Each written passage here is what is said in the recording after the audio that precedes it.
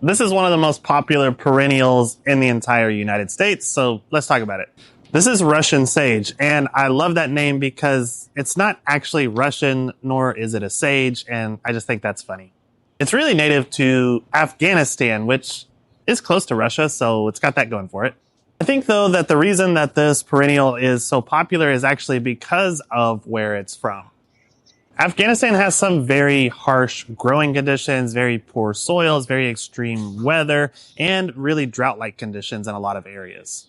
And it's because of that this plant is a very, very good survivor for a lot of regions in the United States. It can grow in zones 4 through 9, and once it's established, it is extremely drought tolerant, which makes it a really good candidate for the Western United States and also for xeriscape type landscaping or low maintenance type landscaping.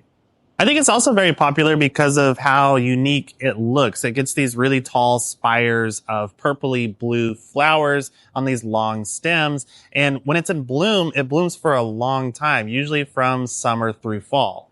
And another reason is that it's really popular with the pollinators. You will see bees and butterflies, maybe even hummingbirds all over these plants when they're in bloom.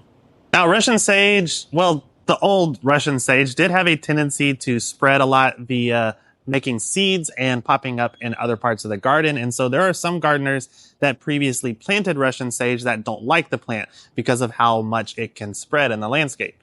But there are newer cultivars on the market that are either sterile or way less fertile, and they're not going to spread nearly as much in the landscape.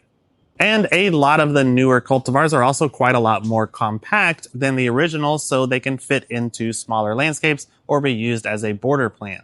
So if you haven't tried these before, it's not a bad idea to pick up one of the newer cultivars of this Afghan sage.